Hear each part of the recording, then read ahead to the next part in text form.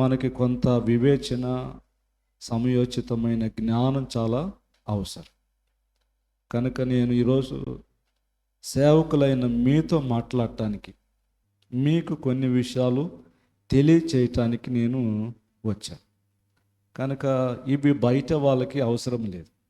బయట వాళ్ళకి అవసరమైతే రాత్రికి కదా, ఈ రాత్రికి బయట వాళ్ళకి చాలా ఎక్కువ విషయాలు చెప్తా. ఈరోజు పగలు మాత్రం మీకు అవసరమైన విషయాలు మాత్రం నేను మీతో చెప్పడానికి ప్రయత్నం చేస్తాను. ఓకేనా? సో కనుక నాదొక అభ్యర్థన ఏంటంటే, మీ అందరి దగ్గర చాలా విలువైన మొబైల్స్ ఉన్నాయి, నాకు తెలుసు కదా. 30,000, 40,000, 50,000, ₹1,00,000 ఖరీదు కలిగిన ఫోన్లు కూడా ఉన్నాయి, నాకు తెలుసు. కాకపోతే ఏంటంటే, కొంచెం ఈ సెషన్ టైంలో మాత్రం మీరు స్విచ్ ఆఫ్ చేస్తే ఇంకా మంచిది. లేదండి, నాకు చాలా కాల్స్ వస్తాయి, నేను చేయలేను ఆ పని అనుకుంటే కొంచెం దాన్ని సైలెంట్లో పెట్టండి. బ్రేక్ టైంలో మరలా కాల్స్ చూసుకొని అత్యవసరమైతే వాటిని మళ్ళా కాల్ బ్యాక్ చేద్దాం. ఓకేనా? కనుక మధ్య మధ్యలో అటు ఇటు తిరగడం, ఈ ప్రోగ్రాం రికార్డ్ చేస్తున్నారు కనుక ఇది చాలామంది చూస్తారు. కనుక మనం కొంచెం చాలా జాగ్రత్తగా ఉండాలి. ఒకవేళ ఈ రికార్డింగ్ ఇవేమీ లేకపోతే కొంచెం మనం ఫ్రీగా ఉండొచ్చు. బట్ కొన్ని విషయాలు ఇది టెలికాస్ట్ అవుతుంది కొంచెం. కనుక మనం ఏం చేయాలంటే చాలా జాగ్రత్తగా ఇక్కడ ఉండాలి. మిమ్మల్ని అందరినీ కూడా చాలామంది పరిశీలన చేస్తుంటారు, గమనిస్తుంటారు, చెప్పే నన్ను చూస్తుంటారు, వినే మిమ్మల్ని కూడా చూస్తూ ఉంటారు. కనుక మనం కొంచెం జాగ్రత్తగా ఉండాలని ప్రభు పేరిట మనం చేస్తూ ఉన్నాం. ఈరోజు ప్రత్యేకంగా దేవుని యొక్క సేవకుని యొక్క బాధ్యత, దేవుని సేవకుని యొక్క బాధ్యత, the responsibility of the pastor or servant of God. దేవుని సేవకుని యొక్క బాధ్యత గురించి ఈరోజు నేను కొన్ని విషయాలు మీతో పంచుకోవడానికి ప్రయత్నం చేస్తాను.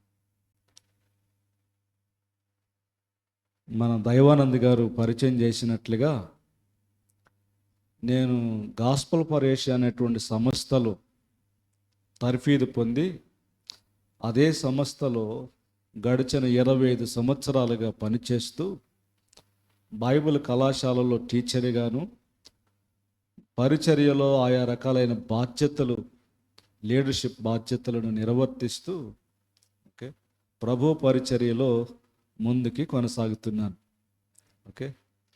అదే సమయంలో మీలాగే నేను కూడా ఒక చిన్న సంఘానికి ఒక సంఘ కాపరిగా పనిచేస్తున్నాను. సో బేసిక్గా నేను బైబిల్ టీచర్ని, రెండోది ఒక సంఘ కాపరిగా ఉంటూ, ఒక సంస్థలో ఒక నాయకుడిగా, లీడర్గా ఉంటూ అనేక మంది సేవకులను నడిపించడానికి ప్రభు కృప చూపిస్తూ వచ్చారు. నాకు ఒక భార్య, 2 పిల్లలు ఉన్నారు. సో నా బాబు, పెద్ద బాబు MBBS చదువుతున్నాడు. నాకు కుమార్తె బీటెక్ చదువుతుంది. ఇది నా చిన్న క్లుప్త పరిచయం. ఓకేనా? నేను ఈ విశాఖపట్నం ఏరియాలో, విశాఖపట్నం డయాసిస్ అంటాం, ఈ డయాసిస్ కింద అప్పుడు 5 జిల్లాలు ఉన్నాయి: శ్రీకాకుళం, విజయనగరం, విశాఖపట్నం, తర్వాత ఈస్ట్ గోదావరి, వెస్ట్ గోదావరి. ఈ 5 జిల్లాలకి అప్పుడు నాయకులుగా ఉంటూ ఈ బిలీవర్ చర్చ్ పరిచర్యలో ముందు కొనసాగడానికి ప్రభు కృప చూపించారు.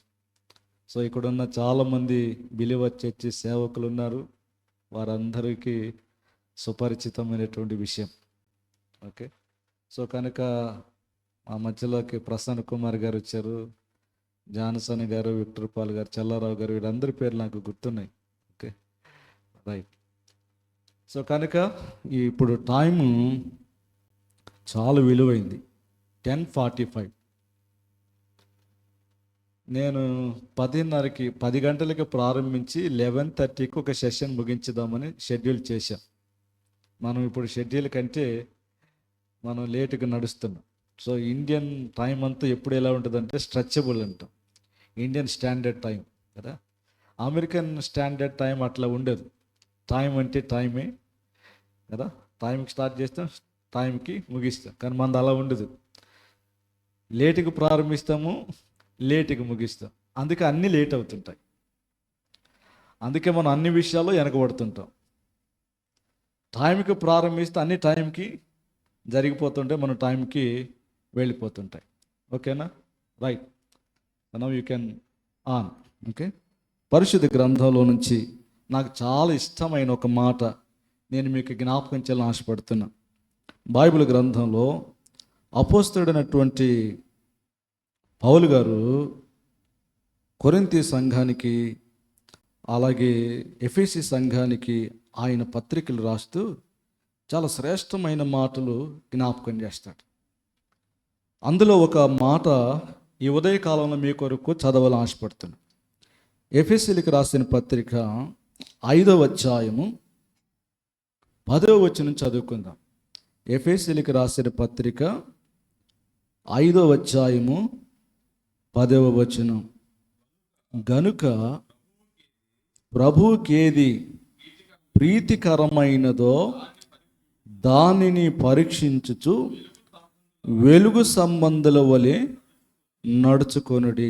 చాలండి. చిన్న ప్రార్థన చేద్దాం. ప్రేమ గల తండ్రి, దయగలిగిన ప్రభువా, శాశ్వతమైన ప్రేమ, కృప, కనికరమును బట్టి, దయను బట్టి మీకు వందనాలు, స్తోత్రాలు చెల్లిస్తున్నాం. ఈ ఉదయకాలంలో తండ్రి నాయన, ఉదయకాల డివోషన్లో మీ దాసుని నిలబెట్టుకుని మాట్లాడిన ప్రతి మాట కొరకు వందనాలు. ఈ సమయంలో అల్పుడను, అయోగ్యుడను, అపాత్రుడను అయిన నన్ను మీ సిలువ చాటును మరుగు చేయండి నాయనా. ఈ సమయంలో మాకేది అవసరమో ఆ శ్రేష్టమైన అమూల్యమైన మాటలు అయా మీ దోస నేను యొక్క నోట ఉంచి మీరే మహిమ పొందమని ప్రార్థన చేస్తున్నా. వినగలిగిన చెవిని, గ్రహించగలిగిన మనసును, అంగీకరించగలిగిన హృదయాన్ని మాకు దయచేసి ఈ స్థలమంతటిలో మీ ఆత్మ సంచారం జరిగించి మహిమ పొందమని నజరేయుడైన యేసుక్రీస్తు నామములో స్తుతించి ప్రార్థించుచున్నాను తండ్రి, ఆమేన్. ఎఫెసీ సంఘానికి రాస్తూ పౌలు గారు అంటాడు, ప్రభువునకు ఏది ప్రీతికరమైనదో దానిని పరీక్షించుచు వెలుగు సంబంధుల వలె నడుచుకొనుడి. వెలుగు సంబంధుల వలె నడుచుకొనుడి. కనుక నేను నా టీచింగ్ సెషన్లోకి నేను వెళ్ళకంటే ముందు కొన్ని విషయాలు ఈ యొక్క వాక్యములో నుంచి కొన్ని విషయాలు జ్ఞాపకం చేసి నేను ముందుకు వెళ్తాను. ఓకే. పౌలు అంటాడు, ప్రభువునకు ఏది ప్రీతికరమైందో.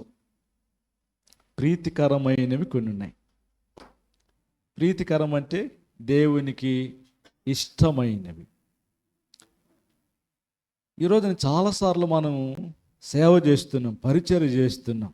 కానీ ఆ పరిచర్య సేవ ఎలా ఉంటుందంటే మనకిష్టం వచ్చినట్లుగాను, మన పైన నాయకులుగా ఉన్నవారికి ఇష్టం వచ్చినట్లుగాను, మన చుట్టూ ఉన్న వారికి ఇష్టమైన ఉండినట్లుగాను కదా, అన్ని జనుల ఇష్ట ప్రకారముగాను అనేక రకాలుగా మనం చేస్తున్న పరిచర్య ఉంటా ఉంది. కానీ మనం చేసే పరిచర్య అది ప్రభువుకి ఇష్టకరంగా ఉంటుందా, ప్రభువుకు ప్రీతికరంగా ఉంటుందా లేదా అనేటువంటిది మనం ఏం చేయాలంటే కొంచెం ఆలోచన చేయాలి. ప్రీతికరమైనవి నేను ధ్యానం చేస్తున్నప్పుడు బైబిల్లో చాలా విషయాలు ఉన్నాయి. కానీ 2-3 విషయాలు నేను మీకు జ్ఞాపకం చేస్తాను. ప్రభువునకు ప్రీతికరమైనవి. ఒకటి, ప్రభువునకు ప్రీతికరమైనది ఏంటంటే మన ప్రవర్తన, అవర్ బిహేవియర్. మన ప్రవర్తన చాలా ప్రాముఖ్యమైంది. మన ప్రవర్తన దేవునికి ఎలా ఉండాలంటే ప్రీతికరంగా ఉండాలట. మన ప్రవర్తన దేవునికి ప్రీతికరంగా ఉంటే బైబిల్ చెప్తుంది, ఆయన మీ శత్రువులను సహా మిత్రులుగా చేస్తాడట. ఏం చేస్తాడు చెప్పండి? శత్రువులను సహా మిత్రులనుగా చేస్తాడు. ఇప్పుడు మన చుట్టూ చాలామంది మనకు శత్రువులు ఉన్నారా, మిత్రులు ఉన్నారా అనేది ఆలోచన చేయాలి. మనకు శత్రువులు ఉన్నారా, మిత్రులు ఉన్నారా? శత్రువులే ఉన్నారు. ఇప్పుడు ఆ శత్రువులందరూ మిత్రులుగా మారాలి కదా. మిత్రులుగా మారాలంటే ఎలా మారుతారు? అది మన ప్రవర్తనను బట్టి ఆ శత్రువులు ఏమవుతారంటే మిత్రులుగా మారుతారట. సామెతల గ్రంథంలో చక్కని మాట జ్ఞాని అయిన సొలొమోను రాస్తాడు చూడండి. సామెతల గ్రంథంలో ఒక చక్కని మాట నేను మీకు జ్ఞాపకం చేస్తాను. సామెతల గ్రంథంలో 16వ అధ్యాయము 7వ వచనం చదువుదాం. 16:7. ఒకని ప్రవర్తన యెహోవాకు ప్రీతికరమగునప్పుడు ఆయన వాని శత్రువులను సహా వానికి మిత్రులుగా చేయును. కనుక నేను జ్ఞాపకం చేస్తాను. మొదటిది ఏంటంటే ప్రీతికరమైన ప్రవర్తన. దేవునికి మన ప్రవర్తన ఎలా ఉండాలంటే ప్రీతికరంగా ఉండాలి, ఇష్టంగా ఉండాలి. బైబిల్లో దేవునికి ఇష్టమైన వారు చాలామంది ఉన్నారు. దావీదు దేవునికి ఎంత ప్రియమైన వాడో, ఎంత ఇష్టడో కదా. నా హృదయానుసారుడు, నా ఇష్టానుసారుడు, నా ఉద్దేశములను నెరవేర్చేవాడు అంటాడు. కనుక మన ప్రవర్తన చాలా ప్రాముఖ్యమైనది. అందుకని నేను ఎప్పుడు ఏం చెప్తానంటే, నేను 2 కళ్ళతో మిమ్మల్ని చూస్తున్నా, కానీ నన్ను ఎన్ని కళ్ళు చూస్తున్నాయి? 1000 కళ్ళు నన్ను చూస్తున్నాయి. కనుక ఇక్కడ నిలబడుతున్న సేవకుని యొక్క జీవితము చాలా ప్రాముఖ్యమైనది.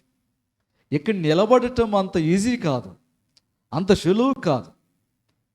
కనుక ఇది చాలా చాలా చాలా విలువైనటువంటిది, చాలా ప్రాముఖ్యమైనటువంటిది. అందుకని సేవకుని యొక్క జీవితము ఎలా ఉండాలో తిమోతికి పౌలు గారు రాస్తూ మొదటి తిమోతి 4వ అధ్యాయంలో ఆయన ఏమంటాడు? 2 విషయాలు చెప్తాడు. ఒకటి, మాటలోను ప్రవర్తనలోను విశ్వాసములోను పవిత్రతలోను విశ్వాసులకు మాదిరిగా ఉండమంట. అంటే సేవకుని జీవితము అనేకులకి ఎలా ఉంటుందట? మాదిరిగా ఉంటుంది. కనుక ఇక్కడ నిలబడిన సేవకుడు, నాయకుడు ఎలా ఉండాలంటే మాదిరిగా ఉండాలి. ఏ విషయాల్లో మాదిరిగా ఉండాలో ఆవిడ పెద్ద లిస్ట్ చెప్పాడు కదా. ఎన్ని విషయాలు ఉన్నాయి అక్కడ? అదా, మాటలోను ప్రవర్తన. ఇప్పుడు మనకు వచ్చిన మాట ఏంటంటే ప్రవర్తనలో ఏం కావాలా? మాదిరి కావాలి. మన మాటలు చూడరండి, మన బోధలు చూడరు, వినరు. ఏం చూస్తారంటే మన ప్రవర్తన చూస్తారు. How you behave. నేను జ్ఞాపకం చేయనా, దేవుని సేవకులుగా ఒక ఆదివారం 1 గంట ప్రసంగం చేస్తాం, లేదా 2 గంటలు ప్రసంగం చేస్తాం. కానీ మిగిలిన వారం రోజులు మన ప్రవర్తన ఎలా ఉంటుంది? ఈ లోకంలో సంఘము వెలుపల మన యొక్క జీవితం ఎలా ఉంటుంది అనేటువంటిది కదా. 1 గంట ప్రసంగం కంటే కూడా మిగిలిన గంటల యొక్క మన జీవితాన్ని పరిశీలన చేసేటువంటిది చాలా ఎక్కువగా ఉంటుంది. దేవుని మందిరంలో మనల్ని చూస్తే 2 గంటలు చూస్తారేమో ప్రజలు, కానీ సమాజంలో ఎన్ని గంటలు చూస్తారు మనల్ని? రోజుకి 24 గంటలు. ఎన్ని రోజులు? మిగిలిన 6 రోజులు మనల్ని ఏం చేస్తుంటారంటే గమనిస్తూనే ఉంటారు. అందుకని మన బోధ కంటే కూడా మన ప్రవర్తన చాలా ప్రాముఖ్యమైంది, చాలా ప్రాముఖ్యమైంది. అందుకని దేవుని సేవకుడు మాదిరికరమైన జీవితాన్ని కలిగి ఉండాలి. తర్వాత ఏమంటాడంటే అదే కింద వచనాల్లో, నీవు జాగ్రత్తగా ఉండు అంటాడు. మొదటిది మాదిరిగా ఉండు, రెండోది జాగ్రత్తగా ఉండాలి. ఏ విషయాల్లో జాగ్రత్తగా ఉండాలి? కింద ఉంది, చదవండి ఒకసారి. ఇది, నేను వచ్చు వరకు చదువుట యందును హెచ్చరించుట యందును బోధించుట యందు జాగ్రత్తగా ఉండాలి. 2 విషయాలు. దేవుని సేవకులమైన మనము ఒకటి మాదిరిగా ఉండాలి, రెండు ఎలా ఉండాలట, జాగ్రత్తగా ఉండాలి. ఈ రెండు నియమాలు, సూత్రాలు కనుక మనం పాటించగలిగితే మన జీవితాన్ని, మన యొక్క సేవా పరిచర్యను జాగ్రత్తగా కాపాడుకుంటూ ముందుకు మనం తీసుకొని పోగలం. కనుక ఈ విషయాలు గమనించండి. సరే, ఒకటి ప్రీతికరమైన ప్రవర్తనలో మనం చాలా జాగ్రత్తగా ఉండాలి. మన ఆశీర్వాదమైన, శాపమైన, లాభమైన, నష్టమైన ఏదైనా సరే దేని మీద ఆధారపడి ఉంటుందంటే మన ప్రవర్తన మీదే ఆధారపడి ఉంటుంది కదా. ఇప్పుడు నీకు ఉద్యోగానికి కాల్ లెటర్ వస్తుంది, దానికంటే ముందు ఇంటర్వ్యూ ఉంటుంది కదా. సో ఇంటర్వ్యూ చేసిన తర్వాత ఇంటర్వ్యూ చేసే వ్యక్తి ఏం చేస్తాడంటే నీ యొక్క జీవితాన్ని ఏం చేస్తాడు, పరీక్షిస్తాడు. ఎలాగూ నీ సర్టిఫికెట్లన్నీ కూడా పరీక్ష చేసిన తర్వాత నువ్వు ఎంత బాగా చదివావు అనేది ఎలా తెలుస్తుంది? నీకు వచ్చిన మార్కులను బట్టి నువ్వు ఎంత బాగా చదివావో తెలుస్తుంది. రెండవది, నీ యొక్క ప్రవర్తనను బట్టి, నీ మాట తీరుని బట్టి, నీ బిహేవియర్ని బట్టి, యాటిట్యూడ్ని బట్టి నీవేంటో అతడు ఏం చేస్తాడు, ఇంటర్వ్యూ చేసే వ్యక్తి పరిశీలన చేస్తాడు. బిహేవియర్ చాలా విషయాల్లో ఏవండి నీవేంటో తెలియచేస్తాడు. మనం కూర్చునే విధానము, నిలబడే విధానము, మాట్లాడే విధానము, చూసే విధానం, ఇవన్నీ కూడా ఏం తెలియజేస్తాయంటే మనమేంటో మనకి తెలియచేస్తాయి. అందుకని ఇంటర్వ్యూ చేసే వ్యక్తి మనం బాగా పరిశీలన చేస్తుంటాడు. మీకు అర్థమవుతుందా? కనుక ప్రవర్తన మీదే నీ భవిష్యత్తు కూడా ఆధారపడి ఉంటుంది. కనుక ప్రవర్తన చాలా ప్రాముఖ్యమైనది. దేవుని సేవకుని జీవితంలో ప్రత్యేకంగా నేను జ్ఞాపకం చేస్తున్నాను. నేను నా జీవితంలో నాకున్న కొద్దిపాటి అనుభవం, ఎక్కువ అనుభవం నాకు లేదు. నాకంటే వయసులో పెద్దవారు ఉన్నారు, చాలా అనుభవం కలిగిన సేవకులు ఉన్నారు. కనుక నాకున్న కొద్దిపాటి అనుభవంలో నేను చాలామంది క్రైస్తవ నాయకులను చూశాను, సేవకులను చూశాను. నేను గమనించినంత వరకు దేవుని పులిపిడి దగ్గర కనబడిన ప్రవర్తన, బయట కనబడే ప్రవర్తన చాలా డిఫరెంట్గా కనబడుతుంటుంది. ఇక్కడ ఎంత పరిశుద్ధంగా, పవిత్రంగా ఉంటామో, ఎంత వినయముగా, విధేయతతో ఉంటామో, అదే ప్రవర్తన బయట కూడా ఉండగలిగితే మన జీవితాలు ఎంతో దీవెనకరంగా, ఆశీర్వాదకరంగా ఉంటాయి. కానీ విచారం ఏంటంటే ఇక్కడ కనబడిన ప్రవర్తన బయట కనబడదు. బయటికి వెళ్ళేసరికి అన్నీ మర్చిపోతాం. మనం ఎవరమో కూడా మర్చిపోయి ప్రవర్తిస్తుంటాం. అందుకని మన ప్రవర్తన దేవునికి ఎలా ఉండాలంటే ప్రీతికరంగా ఉండాలి. రెండో మాట నేను జ్ఞాపకం చేస్తాను, ప్రీతికరమైన మాట. ఏమంటే మన మాటలు కూడా ఎలా ఉండాలంటే ప్రీతికరంగా ఉండాలి. ప్రీతికరమైన మాటలు. కొన్నిసార్లు మనిషిని బ్రతికించేది మాటే, మనిషిని బాగు చేసేది మాటే, మనిషిని జీవితాన్ని కట్టేది మాటే, కుటుంబాలను, జీవితాలను పతనం చేసేది కూడా మాటే, సంఘాన్ని పాడు చేసేది మాటే, సంఘాన్ని కట్టేది కూడా మాటే. ఒక వ్యక్తిని నిలబెట్టేది మాటే, పడగొట్టేది కూడా మాటే. కనుక మాట చాలా ప్రాముఖ్యమైంది. అందుకనే మాటలు కొద్దిగా ఉండాలంటాడు, మాట్లాడుటకు నిదానించాలంటాడు. బైబిల్లో మాటల గురించి చాలా విషయాలు ఉన్నాయి. కనుక దేవుని సేవకులుగా నోరుంది కదా అని చెప్పేసి మనం ఏదో పడితే అది మాట్లాడడానికి లేదు, మనకి ఇష్టం వచ్చినట్లుగా మాట్లాడడానికి కూడా లేదు. మన మాటలు ఎలా ఉండాలంటే దేవునికి ప్రీతికరంగా ఉండాలి. అవి మనుషులకి ఇష్టమా లేదా తర్వాత సంగతి. నీ మాటలు దేవునికి ఎట్లా ఉండాలి? ప్రీతికరంగా ఉండాలి, ఇష్టంగా ఉండాలి. కనుక మొదటిది ప్రీతికరమైన ప్రవర్తన, రెండు ప్రీతికరమైన మాట, ప్రీతికరమైన మాట. మూడోది నీవు చేసే ప్రార్థన కూడా ఎలా ఉండాలంటే దేవునికి ప్రీతికరంగా ఉండాలి. ప్రీతికరమైన ప్రార్థన, ప్రీతికరమైన ఉపవాస ప్రార్థన. దేవుని సేవకులకు కార్యాలు జరగాలంటే మనం ఎక్కువ ఏం చేస్తామంటే ఉపవాసం ఉండి ప్రార్థన చేస్తాం. నీవు ఉపవాసముని చేసే ప్రార్థన, ఆ ఉపవాసం దేవునికి ఎట్లా ఉండాలి? ప్రీతికరంగా ఉండాలంటాడు. ఎక్కడుంది? యెషయా గ్రంథం 58వ అధ్యాయంలో మనకి ఆ మాట కనబడుతుంది కదా, ప్రీతికరమైనటువంటి ఉపవాసం. యెషయా గ్రంథం 58వ అధ్యాయము 5వ వచనంలో ఉంటుంది. సరే, తర్వాత మరొక శ్రేష్టమైన మాట జ్ఞాపకం చేస్తాను. ప్రీతికరమైన దాతృత్వం. దేవునికి పరిచర్య విషయంలో మనం ఎలా ఉండాలంటే దాతృత్వం కలిగిన వారిగా ఉండాలి. 2 కొరింథీ 8వ అధ్యాయం 12వ వచనంలో ఉంటుంది.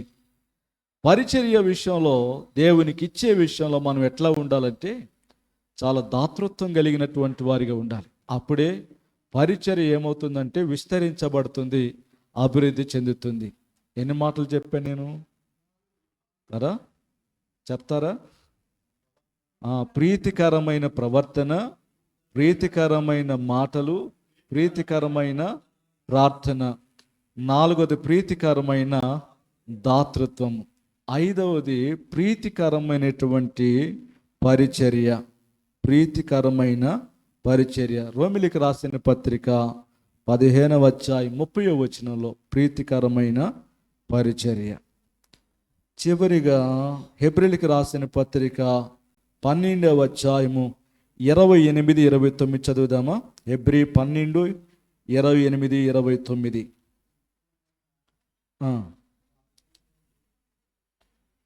ఎవరైనా ఒకరు కొంచెం బాగా చదవగలిగిన వారు.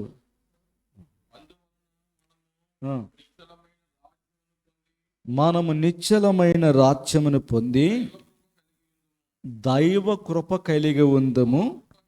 ఆ కృప కలిగి వినయ భయభక్తులతో దేవునికి ప్రీతికరమైన సేవ చేయుదము. ఇది ఈరోజు మనం దేవుని సేవకులుగా మనం చేయాల్సిన పని. దేవునికి ఎలాంటి సేవ చేయాలంటే మనము దేవునికి ప్రీతికరమైన సేవ చేయుదాం. దేవునికి ఇష్టమైన సేవ చేద్దాం. మనుషులకి ఇష్టమైన సేవ కాదు, నాయకులకి ఇష్టమైనట్లు కాదు. ఎవరికి ఇష్టమైనట్టు చేయాలి? ఆయనకి ఇష్టమైనట్లుగా చేయాలి. ఆయనను మహిమపరిచేదిగా, ఆయనను సంతోషపరిచే విధంగా మన సేవ ఉండాలి. కనుక ఇప్పుడు దేవునికి ప్రీతికరమైన సేవ చేయాలంటే మనం ఏం చేయాలి? ఏం చేయాలి? వింటున్నారు నా మాటలు? జాగ్రత్తగా వినండి. ఉదయకాలంలోనే మీరు కడుపు నిండా భోజనం చేసి వచ్చారా, టిఫిన్ చేసి వచ్చారా? టిఫినే కదా. కొంతమందికి టిఫిన్ చేసేది ఉండదు, మధ్యాహ్నం లంచ్ ఉదయం అయిపోతుంది. అందుకని కొంచెం ఇక్కడికి వచ్చిన తర్వాత భుక్తాయాసము, రకరకాలైనటువంటి అవస్థలు ఉంటాయి ఇక్కడ. అందుకని కొంచెం జాగ్రత్తగా, ఓకే, మెలకుగా ఉందాం. ఓకే. ప్రీతికరమైన ఏం చేయాలి? సేవ చేయాలి. నేను ఎన్ని సంవత్సరాలుగా సేవ చేస్తానో నాకు తెలియదు. నీ సేవ ఫలభరితంగా ఉండాలి, ఫ్రూట్ఫుల్గా ఉండాలి, ఫలభరితంగా ఉండాలి. నీ సేవ దేవునికి ప్రీతికరంగాను ఫలభరితంగా ఉండాలంటే మనం ఏం చేయాలి? ఇది ఈరోజు సేవకునిగా మన బాధ్యత ఏంటనేటువంటిది ఈరోజు మనము ధ్యానం చేయబోతున్నాం, లేకపోతే స్టడీ చేయబోతున్నాం. కనుక పౌలు గారు తిమోతికి ఏమంటాడంటే, నేను వచ్చే వరకు నీవు చదువుట యందును, తర్వాత హెచ్చరించుట యందును, బోధించుట యందు జాగ్రత్తగా ఉండు. మొదటిది ఏమన్నాడు? మాదిరిగా ఉండాలి. 5 విషయాల్లో మనం మాదిరిగా ఉండాలి కదా. ఏ విషయంలో? మాట, ప్రవర్తన, తర్వాత చెప్పండి, ఇంకా 3 ఉన్నాయి. ప్రేమలోను, విశ్వాసంలో, పవిత్రతలో మనం ఎలా ఉండాలట? దేవుని సేవకుడు అందరికీ ఎలా ఉండాలంటే ఒక మంచి ఎగ్జాంపులరీ లైఫ్ కలిగి ఉండాలి, ఒక మంచి మాదిరికరం. మాట బాట ఒకటిగా ఉండాలండి. మన మాట బాట. కొంతమంది పాట బాగానే ఉంటుంది కానీ బాట బాగాదు. పాటలు బ్రహ్మాండంగా పాడతారు, మాటలు బ్రహ్మాండంగా చెప్తారు, కానీ వారి బాట చూస్తే, వారి ప్రవర్తన నడక చూస్తే, జీవితం చూస్తే అంతేమీ బాగుండదు. కనుక మాట, పాట, బాట ఈ మూడు కూడా ఎలా ఉండాలి? చాలా మాదిరిగా ఉండాలి. ఈ మూడు విషయాల్లో మనం చాలా మాదిరిగా ఉండాలి.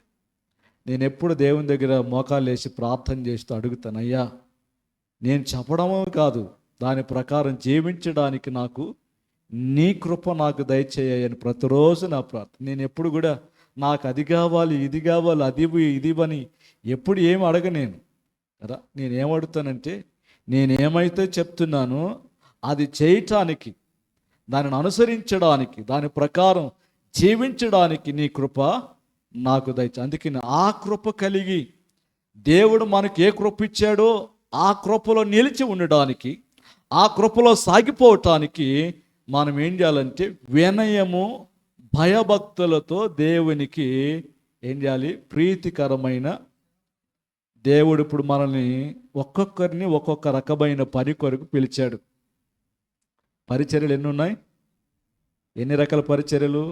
5 రకాలైన పరిచర్యలు ఉన్నాయి. నేను ఎప్పుడు చెప్తా ఉంటాను, ఈ 5 రకాల పరిచర్యలు ఈ 5 వేళ్ళు చూపిస్తూ ఉంటాయి, గుర్తుపెట్టుకోండి. మొదటి పరిచర్య అపోస్తలుల పరిచర్య. నేను దానికి మొదటి వేలు చూపిస్తాను, అపోస్తలుల పరిచర్య. రెండోది ప్రవక్తల పరిచర్య, 2 ప్రవక్తల పరిచర్య. మూడోది కాపరి పరిచర్య, 3 కాపరి పరిచర్య. నాలుగోది సువార్తికుని పరిచర్య. 5 ఉపదేశకుని పరిచర్య కదా. అపోస్తలుడు, ప్రవక్తల, తర్వాత కాపరి, సువార్తికుడు, ఉపదేశకుడు, బైబిల్ టీచర్. ఓకే, ఇప్పుడు ఈ 5 పరిచర్యల్లో దేవుడు నిన్ను ఏ పరిచర్య కొరకు పిలిచాడు అనేటువంటిది నీవు బాగుగా ఎరిగి ఉండాలి. నీవు దేవునికి చేసే సేవ ప్రీతికరంగా ఉండాలంటే ముందు నీ పిలుపేంటో, నీ దర్శనం ఏంటో నీవు తెలుసుకోవాలి. దేవుడు నిన్ను ఏ పని కొరకు పిలిచాడో తెలుసుకోగలిగితే ఆ పనిని నీవు సంపూర్ణంగా చేయటానికి వీలవుతుంది. దేవుడు నన్ను బైబిల్ టీచర్గా ఉండటానికి పిలిచాడు. అది నాకున్న మొట్టమొదటి పిలుపు. నేను 8th క్లాస్ చదువుతున్నప్పుడే దేవుడు నాకు బైబిల్ కళాశాల గురించి ఇలా బోధిస్తున్నట్టుగా చాలా పర్యాయాలు దేవుడు నాకు దర్శనంలో చూపిస్తూ వచ్చాడు. నాకు అప్పటికి ఏమీ తెలియదు. 8th క్లాస్ అంటే సరిగా ఊహా జ్ఞానం కూడా తెలియనటువంటి పరిస్థితి. కానీ అప్పటి నుంచి దేవుడు నాకు దర్శనాల ద్వారా, కళల ద్వారా నాకు చూపిస్తూ ఉండేవాడు. అంతగా దాని గురించి నా జ్ఞానము, అవగాహన నాకు ఏమీ ఉండేది కాదు. బట్ వచ్చిన విషయాలు చెప్తా ఉండేవాడు. నాకు ఇలా ఎందుకు కల వచ్చింది, ఇలా కనబడుతుంది, ఇలా చూపిస్తున్నాడు దేవుడని. ప్రియులారా, నేను జ్ఞాపకం చేస్తున్నా, నేను నా సాక్ష్యం చెప్పాలంటే చాలా విషయాలు ఉన్నాయి. మరొకసారి ఎప్పుడైనా కలిసినప్పుడు మరలా నా సాక్ష్యాన్ని మీతో పంచుకుంటాను. దేవుని సేవకు రావడానికి నాకు ఏమాత్రం కూడా ఇష్టం లేదు. ఎందుకనంటే మా కుటుంబంలో పరిచర్యలో ఎదురైనటువంటి పరిస్థితులను చూసి, ఉంటే విశ్వాసిగానైనా ఉండాలి కానీ సేవకుడిగా మాత్రం ఉండకూడదని ఒక నిర్ణయానికి వచ్చేసాను. ఏ పరిచర్య చేయటం అయితే నాకు ఇష్టం లేదో ఆ పరిచర్య చేయటానికి దేవుడు నన్ను పిలుచుకున్నాడు, ఏర్పాటు చేసుకుని. దేవునికి మహిమ కలుగును గాక. హల్లెలూయా. కనుక ఈ రోజున ఇక్కడ నిలబడ్డానంటే అది నా ఆలోచన కాదు, అది దేవుని యొక్క ఆలోచన, దేవుని తలంపు, దేవుని చిత్తం, దేవుడు నా పట్ల కలిగిన ప్రణాళిక. కనుక మీరు కూడా దేవుడు మీ పట్ల కలిగిన ప్రణాళికను, పిలుపును, చిత్తాన్ని మీరేం చేయాలంటే ఎరగాలి. అది తెలుసుకొని దాని ప్రకారంగా మనం చేయగలిగితే దేవునికి మనము ప్రీతికరమైన ఒక మంచి సేవను మనము చేయగలుగుతాం.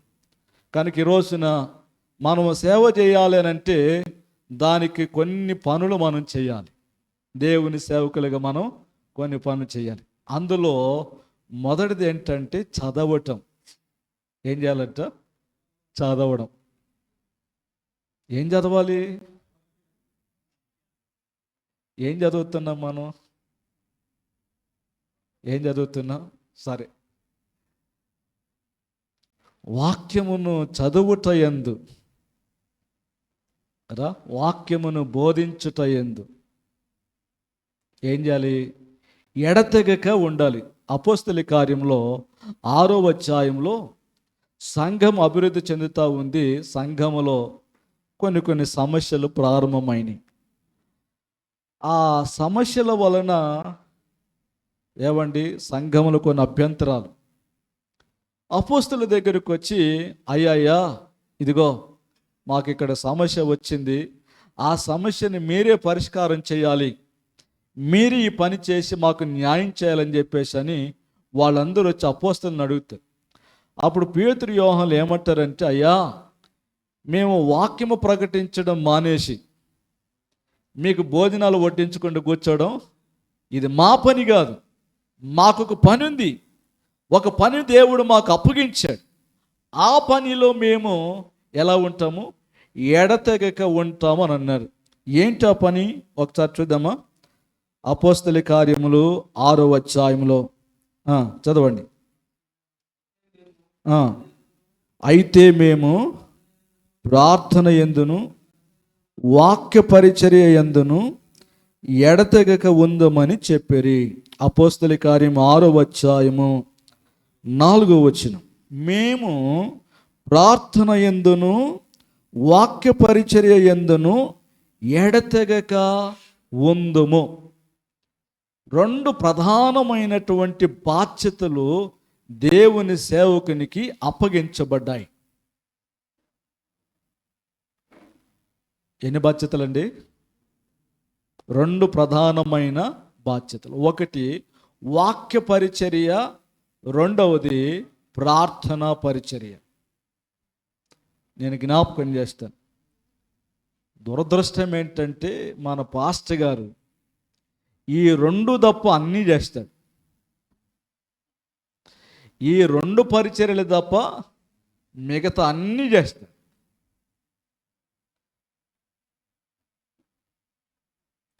దేవుడు అప్పగించిన పని ప్రక్కన పెట్టేసి పిలవని పని, చేయమని చెప్పని పనిని జరిగేసుకుంటూ ఏవండి పరిచర్య చేస్తున్నాను అనుకుంటాడు. కానీ అది నిజమైన పరిచర్యో, ప్రీతికరమైన పరిచర్యో, అది అంగీకారమైన పరిచర్యో నాకు అర్థం కాదు. కనుక అపోస్తలులు ఏం చెప్తారంటే, దేవుడు మాకు ఒక పని అప్పగించాడు. ఆ పని ఏంటంటే వాక్యమును ప్రకటించడం, వాక్యమును బోధించడం, వాక్య పరిచర్య. రెండవది ప్రార్థన పరిచర్య. నేను చెప్తాను, పక్షి ఎగరటానికి 2 రెక్కలు ఎంత అవసరమో, మనిషి నిలబడటానికి 2 కాళ్ళు ఎంత అవసరమో, మన ఆత్మీయ జీవితానికి దేవుని సేవకునికి ఒకటి వాక్య పరిచర్య, ప్రార్థన పరిచర్య. 2 చాలా ప్రాముఖ్యమైనవి. కనుక నీవు ప్రార్థన చేయటంలోను, వాక్యాన్ని చదివి ధ్యానం చేయటంలోను నీ జీవితం అంతా కూడా దాని కొరకే కేటాయించాలి. అది తప్పక మనకి వేరొక పని, వ్యాపారము, బిజినెస్ ఇంకేమీ ఉండటానికి వీల్లేదు. ఈరోజు నేను చాలామంది సేవకులను చూస్తున్నా. దేవుని సేవకుడు చేయవలసిన పని మానివేసి రకరకాలైన వ్యాపారాలు, ఉద్యోగాలు, రకరకాలైన పనులు చేస్తున్నటువంటి వాళ్ళు ఈ లోకంలో చాలామందిని చూస్తున్నారు. ఎందుకు వీళ్ళు పరిచర్యలో విజయవంతం కాలేకపోతున్నారు? ఒక మంచి సేవకులుగా, నాయకులుగా ఎందుకు ఉండలేకపోతున్నారు, ఎదగలేకపోతున్నారంటే ఏం చేయటం లేదనంటే వాక్యమును చదవడం లేదు, వాక్యాన్ని ధ్యానం చేయడం లేదు. కనుక ఈ రోజున మీలో ఎంతమంది ప్రతిరోజు దేవుని వాక్యాన్ని చదువుతారో లేదో నాకు తెలియదు. దేవుని వాక్యాన్ని చదవడానికి ఎంత సమయం కేటాయిస్తారో లేదో నాకు తెలియదు. ప్రార్థన చేయటానికి ఎంత సమయం కేటాయిస్తావో వ్యక్తిగతంగా. మందిలో ఉన్నప్పుడు గంటల తరబడి చేస్తాం, కానీ ఒంటరిగా ఉన్నప్పుడు ఎంతసేపు ప్రార్థన చేస్తావు? సంఘంలో విశ్వాసం మీరు చూసారా? ప్రార్థన చేయమంటే ఇంకా 2వ వాళ్ళకి అవకాశం ఇవ్వకుండా వాళ్ళే చేస్తుంటారు ప్రార్థన. ఆ చేసే ప్రార్థన ఏదో ఇంటి దగ్గర ఉన్నప్పుడు, ఒంటరిగా ఉన్నప్పుడు అంత ప్రార్థన చేస్తే అబ్బా ఆ కుటుంబము సంఘం ఎంత దీవించబడుతుందో. ఇంటి దగ్గర 10 నిమిషాలు ప్రార్థన చేయటానికి సమయము దొరకదు, కానీ మందిలో ఉన్నప్పుడు మాత్రం, సంఘంలో ఉన్నప్పుడు మాత్రం ఎంతసేపు చేస్తాం? అమ్మో ఈమె ఎంత ప్రార్థనా పరురాలో, ఈయన ఎంత గొప్ప ప్రార్థనా పరుడో అని చెప్పేసి అని ప్రజలందరూ చెప్పుకునే విధంగా మనం ప్రార్థన చేస్తాం. నేను అంటాను, అదే ప్రార్థన నీవు ఇంటి దగ్గర ఉన్నప్పుడు, ఒంటరిగా ఉన్నప్పుడు ఆ ప్రార్థన నీవు చేయగలిగితే నీ ప్రార్థన ద్వారా దేవుడు ఎన్నో గొప్ప కార్యాలు దేవుడు జరిగిస్తాడు. దేవునికి స్తోత్రం కలుగునుగాక. హల్లెలూయా. నేను జ్ఞాపకం చేస్తున్నాను. కనుక దేవుని యొక్క సేవకుని యొక్క ప్రధానమైన కర్తవ్యం, బాధ్యత ఏంటంటే, ఒకటి వాక్యాన్ని చదవటము, ధ్యానం, వాక్య పరిచర్య. ఈ రోజున దేవుడు మన చేతిలో ఉంచిన ఈ పరిశుద్ధ గ్రంథం, ఇది చాలా శ్రేష్టమైనటువంటిది, చాలా విలువైనటువంటిది. ఈ పరిశుద్ధ గ్రంథమును గురించి చాలామందికి తెలియటంలా. దీనికి ఎంత గౌరవం ఇస్తామో, దీన్ని ఎంత పరిశుద్ధంగా చూస్తామో, ఈ మాటలను, ఇందులో వ్రాయబడిన దేవుని గురించి ఎంత జాగ్రత్తగా, శ్రద్ధగా ఆలోచన చేస్తామో మనము కొంచెం గ్రహించాలి. నేను జ్ఞాపకం చేస్తున్నాను, ఈ రోజున చాలామంది దేవుని యొక్క వాక్యములో ఉన్న శక్తిని గ్రహించలేకపోతున్నారు. ఈ పరిశుద్ధ గ్రంథాన్ని గురించి చాలామంది గొప్ప గొప్ప అమెరికా ప్రెసిడెంట్లు చాలా గొప్ప గొప్ప స్టేట్మెంట్లు ఇచ్చారు. చాలామంది నాయకులు మంచి మంచి స్టేట్మెంట్స్ చెప్పారు. ఇప్పుడు నేను అవన్నీ చెప్పడానికి సమయం కాదు, కానీ ఈ పరిశుద్ధ గ్రంథం ఎంత శ్రేష్టమైందో నేను ఒక విషయాన్ని జ్ఞాపకం చేస్తాను. మనందరికీ తెలుసు, ప్రపంచ గొప్ప సువార్థికుడు డాక్టర్ బిల్లీ గ్రహాం గారు కదా. మన భారతదేశంలో ఎన్నో మతాలు ఉన్నాయి, ఎన్నో మత గ్రంథాలు ఉన్నాయి. అలాగే ప్రపంచంలో ఎన్నో మతాలు, ఆ మతాలకి మత గ్రంథాలు కూడా ఉన్నాయి.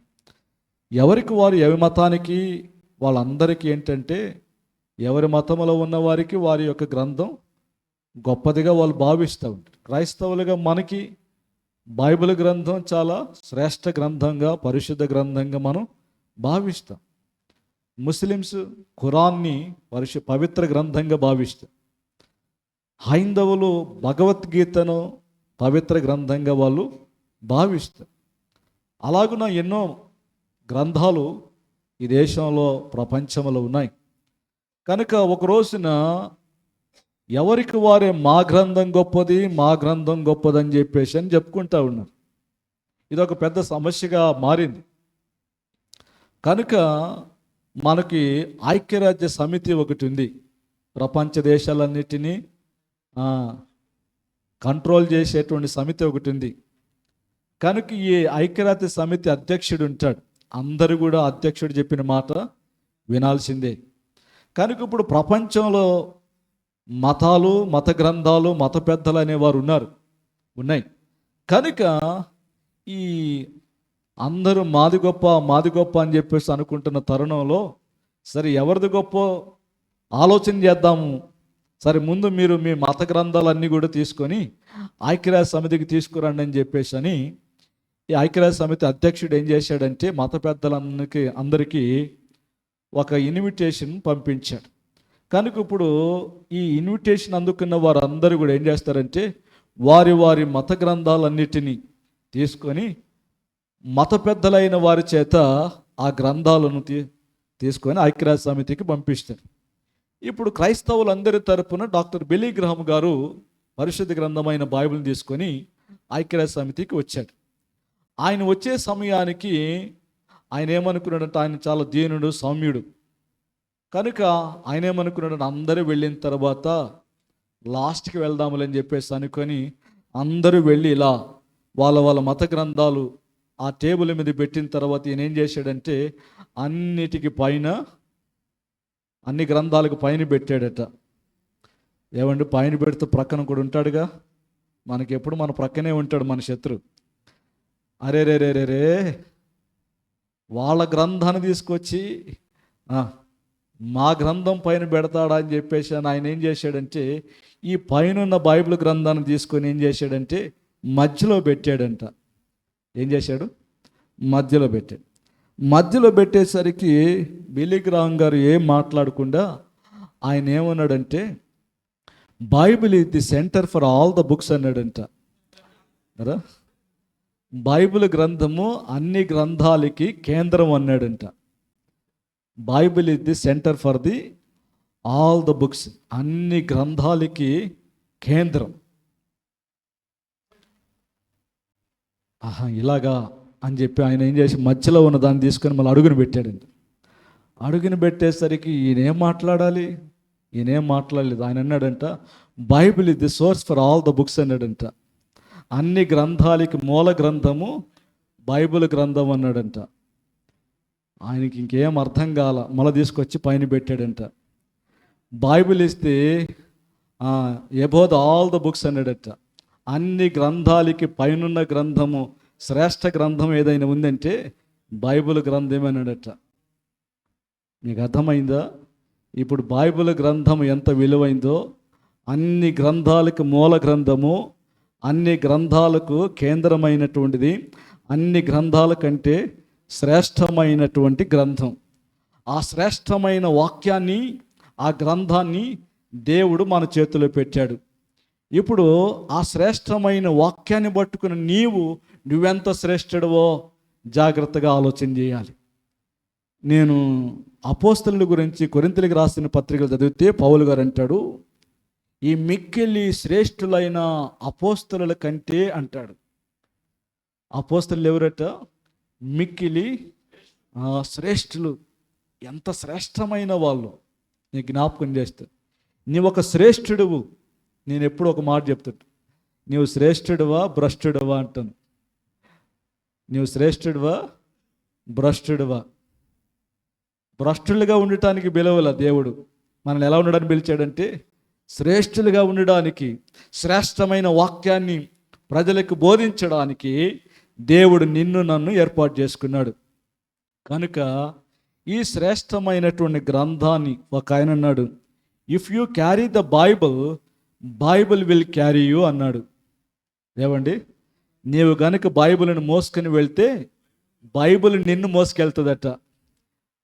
ఈరోజు నీ బైబిల్ నిన్ను ఎక్కడెక్కడికి మోసుకెళ్తుందో నాకు తెలియదు. నేను ధైర్యంగా చెప్పగలను, ఈ రోజున నేను ఇక్కడ నిలబడ్డానంటే కారణం ఈ బైబిల్ గ్రంథమే. ఈ బైబిల్ గ్రంథమే కనుక నా చేతిలో లేకపోతే ఈ రోజున నేను ఇక్కడ నిలబడేవాడిని కాదు. ఆంధ్ర, తెలంగాణ రాష్ట్రాల్లో అనేక ప్రాంతాల్లో దేవుడు నేను నిలబడటానికి కృప చూపించాడు. కారణం ఏంటంటే నా చేతిలో ఉన్న ఈ గ్రంథాన్ని బట్టి. ఈ గ్రంథాన్ని నేను మోస్తున్నాను కనుక ఈ గ్రంథం నన్ను ఏం చేస్తుందంటే మోసుకుంటూ వెళుతుంది. Carry the Bible. నేను ఎప్పుడు విశ్వాసాలు చెప్తాను, బైబుల్ మోసుకెళ్ళటానికి సిగ్గుపడకండి. బైబుల్ మోసుకెళ్ళటానికి, బైబుల్ పట్టుకోవడానికి కొంతమంది ఏం చేస్తుందో తెలుసా? ఇక నేను మీకు చెప్పనక్కర్లేదు. ఎన్ని బ్యాగుల్లో పెట్టుకెళ్తారో, సంచుల్లో పెట్టుకెళ్తారో రకరకాలుగా. కొంతమంది వీళ్ళు తీసుకెళ్ళరు, పిల్లల చేత ఇచ్చి పంపించి ముందు ఆడ పెట్టేసిరా, తర్వాత నేను వస్తానంటారు. కనుక నీ జ్ఞాపకం చేస్తాను, బైబిల్ చాలా విలువైంది, శ్రేష్టమైన గ్రంథం. ఈ శ్రేష్టమైన గ్రంథాన్ని మనం మోసుకొని వెళ్ళటానికి ఏమాత్రం కూడా సిగ్గుపడకూడదు. సరేనా? రైట్. కనుక ఇప్పుడు ఈ శ్రేష్ఠ గ్రంథమును, ఇందులో వ్రాయబడిన శ్రేష్టమైన మాటలను మనం ఏం చేయాలంటే చదవటానికి కొంత సమయాన్ని కేటాయించాలి. కనుక ఈ బైబిల్ని ఎలా చదవాలో నేను మీకోసం ఏం చేశానంటే కొంచెం శ్రమ తీసుకొని బైబిల్ స్టడీ మెథడ్స్, బైబిల్ అధ్యయన పద్ధతులు అనేటువంటి చిన్న మెటీరియల్ తయారు చేశా. ఏమండి, మీకోసం తెలుగులో. నాకు కొంతమంది సహోదరులు నాకు కొంచెం సాయం చేశారు ఈ విషయంలో. కనుక వాళ్ళకి నేను చాలా థ్యాంక్స్ చెప్తా ఉన్నాను. కనుక ఈ రోజున ఈ మెటీరియల్ నేను మీ చేతికి ఇస్తా. మనందరం కలిసి ఈ బైబిల్ని మనం ఎట్లా చదవాలి, ఎట్లా స్టడీ చేయాలి అనే దాని గురించి ఈరోజు మార్నింగ్ సెషన్లోను, ఆఫ్టర్నూన్ సెషన్లో, 2 సెషన్లో ఈ బైబిల్ స్టడీ విధానం గురించి మనం నేర్చుకుందాం. చాలామంది బైబిల్ చదివే విధానాలు రకరకాలుగా ఉంటాయి. మీరు ఎలా చదువుతారో నాకు తెలియదు. నేను చదివే ప్రారంభ దినాల్లో బైబిల్ చదివేటప్పుడు ఎట్లా చదివేవాడిని అంటే కళ్ళు మూసుకొని ప్రభా కదా కళ్ళు తీసుకొని ఏం చేస్తా, కళ్ళు మూసుకొని కదా ఈరోజు ఈ అధ్యాయంలోంచి దేవుడు నాతో మాట్లాడబోతున్నాడు అనుకునేవాడిని కదా. అవును కదా.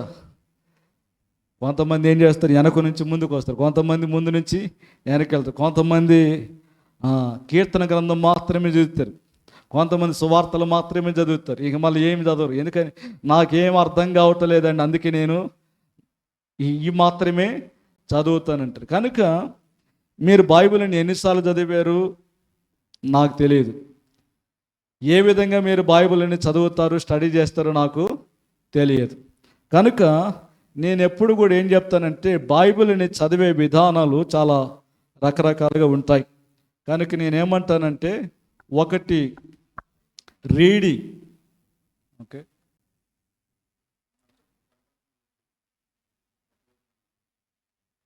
ఓకే బైబిల్ని మనం ఏం చేయాలంటే మొదట రీడింగ్ చేయాలి. రీడింగ్ అంటే చదవటం. రెండవది స్టడీ.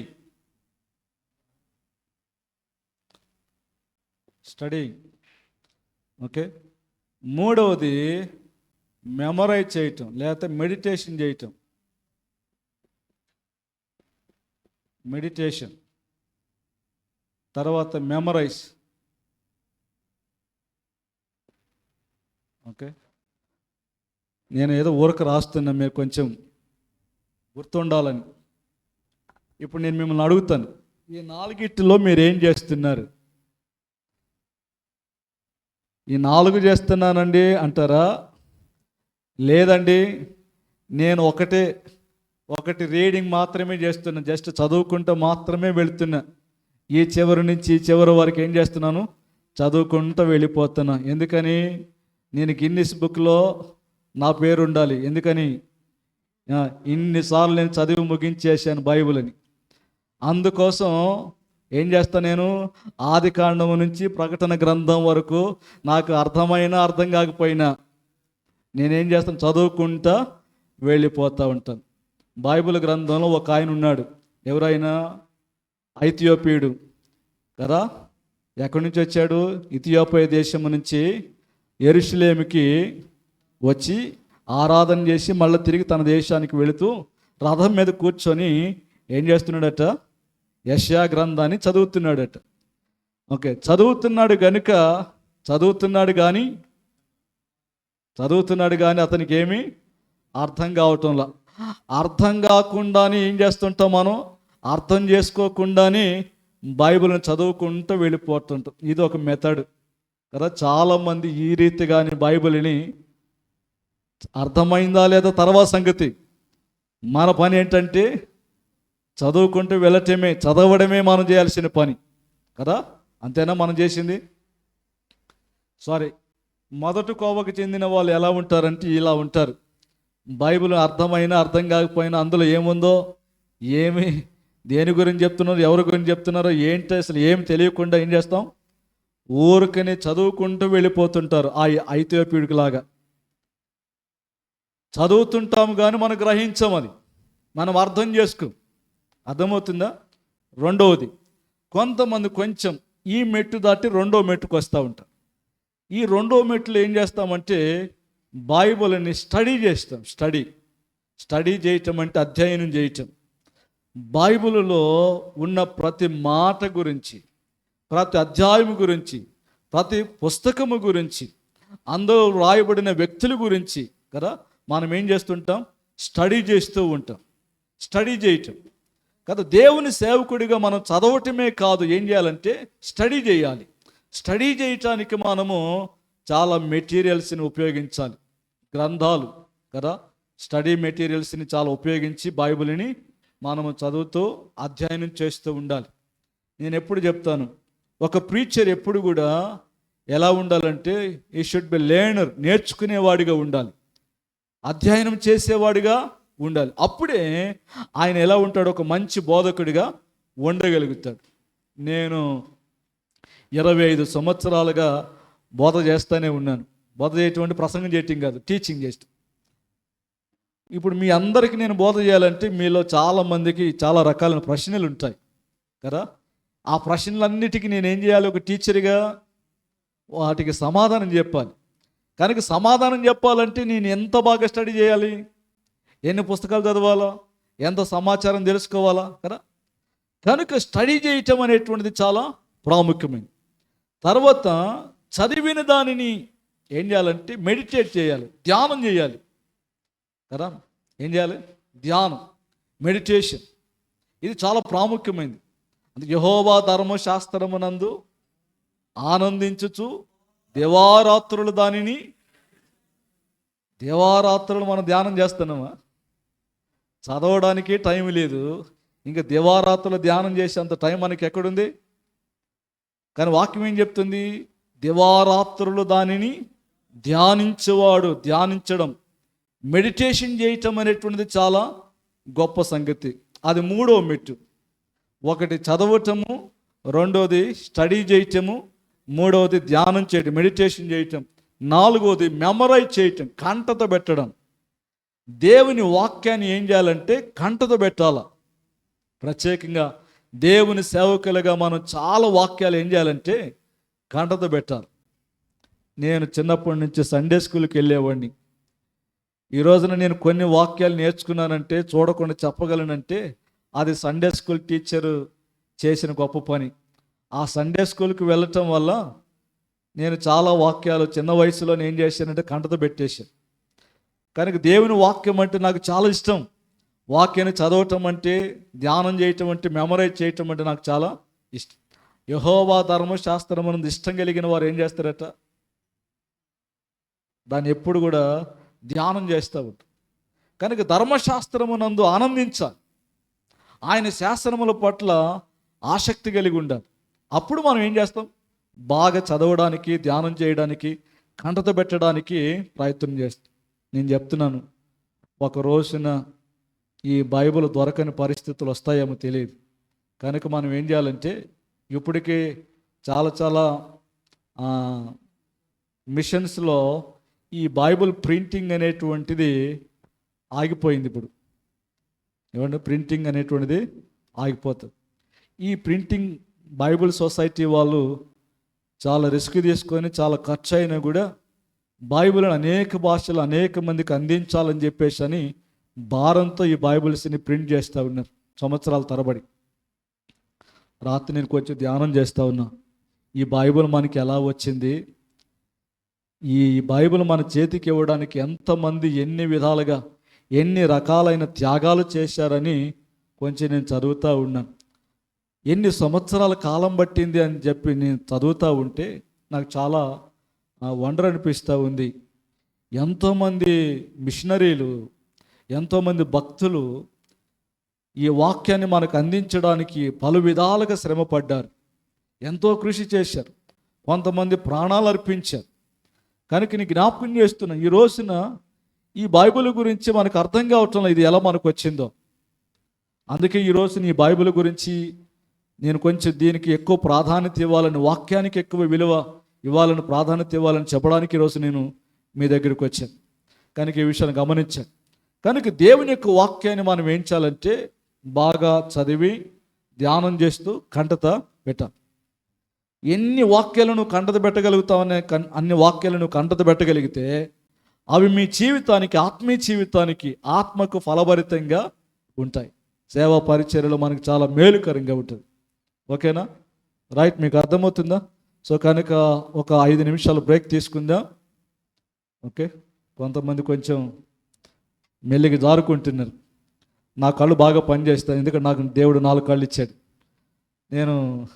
నేను బాగా గమనించగలుగుతాను ప్రతి ఒక్కరిని. కనుక మీరు ఆ నిద్ర అవస్థలోకి వెళ్ళకంటే ముందు ఓకే, మనం కొంచెం 5 నిమిషాలు బ్రేక్ తీసుకుందాం. తర్వాత ఈలోపు మన సమయలు గారు ఓకే ఈ మెటీరియల్ మీకు అందిస్తారు. ఓకే, సో ఈ మెటీరియల్ చేతబట్టుకోండి. మనందరం కలిసి ఈ రోజున ఈ బైబిల్ని ఎట్లా స్టడీ చేయాలనే విషయాలు నేను మీతో పంచుకుంటాను. ఓకేనా? Right, God bless you. తలలు వంచండి, చిన్న ప్రార్థన చేద్దాం. చిన్న ప్రార్థన. ప్రేమ గల తండ్రి, దాయగలిగిన ప్రభా, శాశ్వతమైన ప్రేమ, కృపా కనికరమును బట్టి, దాయిని బట్టి మీకు వందనాలు చెల్లిస్తున్నాం. ఈ దినము తండ్రి, మీ పరిశుద్ధ గ్రంథమైన వాక్యాన్ని మేము ఎలా చదివి ధ్యానం చేయాలో మీరు మాకు నేర్పించండి, మీరు మాకు బోధించండి. సమయోచితమైన జ్ఞానాన్ని మీరు మాకు అనుగ్రహించి మహిమ పొందమని ప్రార్థన చేస్తూ చేరవచ్చిన మీ దాసులందరినీ కూడా దీవించండి. మీ దాసులను దీవించి ఆశీర్వదించి మహిమ పొందమని యేసు పరిశుద్ధ నామములో స్తుతించి ప్రార్థిస్తున్నాము తండ్రి, ఆమేన్. Thank you. ఒకసారి అందరూ లేచి నిలబడండి. జస్ట్ ఒక 5-10 నిమిషాలు ఓకే స్ట్రెచ్ బ్రేక్ తీసుకుందాం. ఈలోపు మనకి మెటీరియల్ అందిస్తూ